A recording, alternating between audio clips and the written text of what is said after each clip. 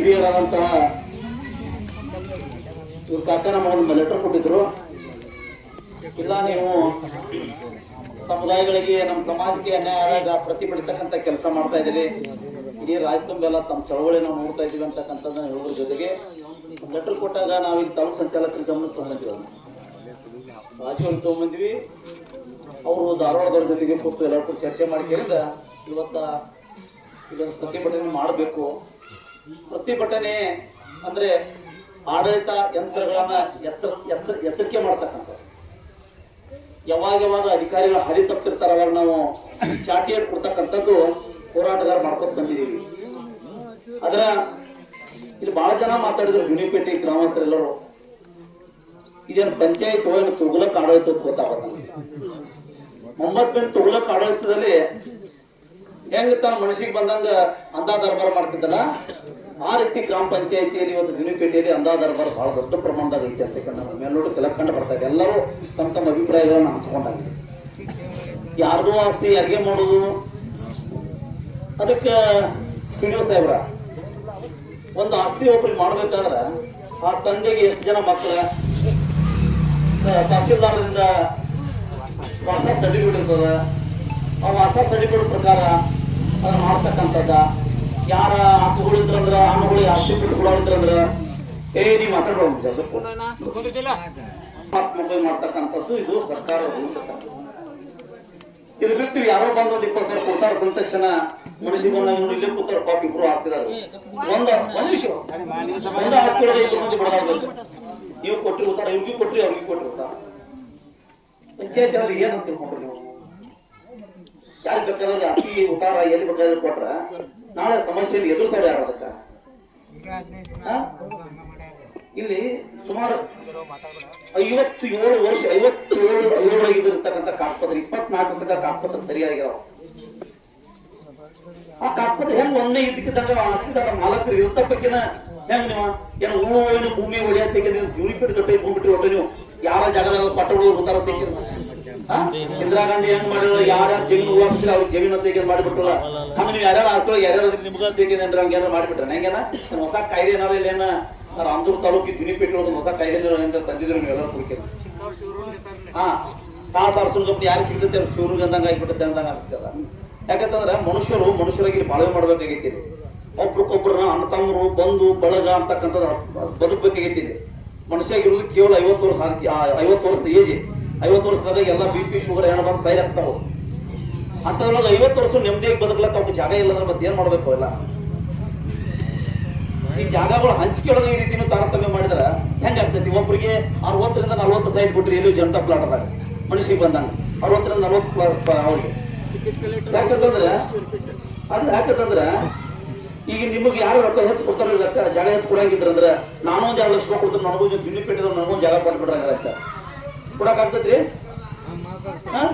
ಈಗ ಯಾರ bill collector ಕಳೆಯವ ನೀವು ಮಾತಾಡೋದಂಗ ಮಾತಾಡೋದು ಯಾಕೆ ಮಾತಾಡ್ತೀವಿ?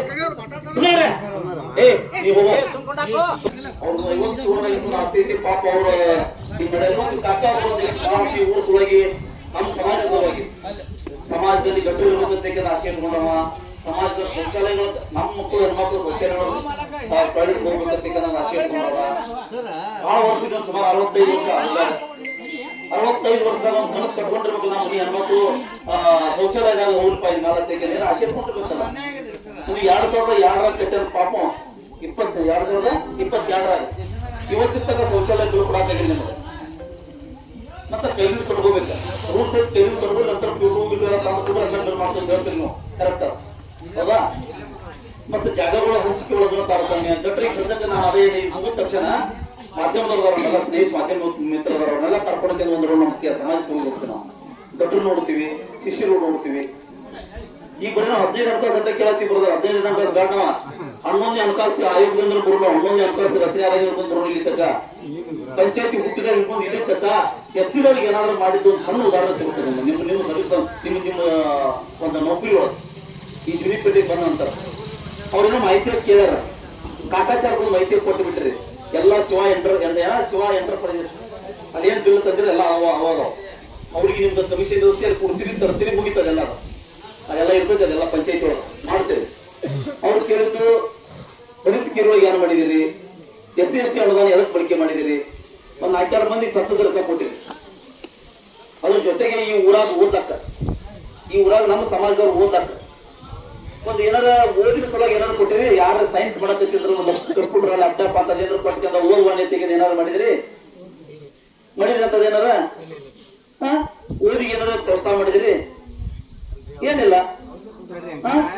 ಹಿಂಗಿದ್ದಾಗ ಯಾವಾಗ ನೀವು ಪಂಚಾಯತಿಗೆ ಬಂದ ನಂತರ ಪಂಚಾಯತಿ ಅಂದ್ರೆ ಏನ ಮೂಲಭೂತ ಸೌಕರ್ಯಗಳನ್ನು ಒದಗಿಸಿದಂತ ಕೆಲಸ. ಪಂಚಾಯತಿ ಕೆಲಸ ಅಷ್ಟೇ ಕಾರ್ಯ ಆಗೋಲ್ಲ. ನೀವು ಯಾವ್ದಾದ್ರು ಉತ್ತರ ಯಾರಿಗಾರ ಮಾಡಿ ಅದ್ರ ನೀವು ರೊಕ್ಕ ಸಲುವಾಗಿ ಮಾಡಿದಿರಿ. ಇಲ್ಲಿ ಯಾರೋ ಬಿಲ್ ಕಲಿಸ್ತ ಅವ್ನ ಪೇಮೆಂಟ್ ಎಷ್ಟೈತಿ ಏನೈತೆ 4 ಲೋಕಾಯುಕ್ತ ಬರೀತಾರೆ.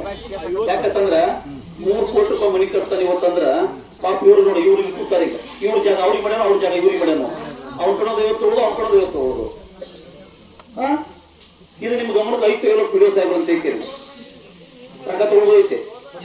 ಇದು ಗೊತ್ತಾ ಹಿಂಗೈತೆ ಅಂದ್ರೆ ಅದೇ ಮತ್ತೆ ರೊಕ್ಕ ತಗೊಳ್ಳೋದಿರ್ತದೆ. ಮತ್ತೆ ಅದು ಹೇಳೋ ಮಾತ್ರ ಯಾಕಂತಂದ್ರ ಅಲ್ಲ ಈಗ ಬಂದ್ರೆ ಪಿಡಿಒ ಉದ್ಯೋಗಿಗಳು ಪಿಡಿಒ ನೀವು ಅವ್ರನ್ನ ಕೇಳಿದ್ರೆ ಇವ್ರನ್ನ ಕೇಳ್ತೀರಿ ಅಂತ ಇವ್ರನ್ನ ಕೇಳ್ತೀರಿ.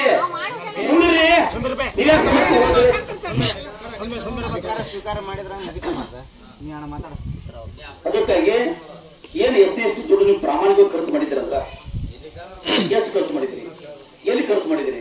ನಮ್ಗೆ 7,000 ಬಂದಾರೆ. ಅವ್ರು ಎಷ್ಟೋ ಒತ್ತಡದಾಗಿದ್ರು ನಾವು ಇವತ್ತು ಅವ್ರನ್ನ ಕರ್ಕೊಂಡು ನಮ್ಮ ಸಮಾಜ ಕರ್ಕೊಂಡು ಹೋಗ್ತೀವಿ.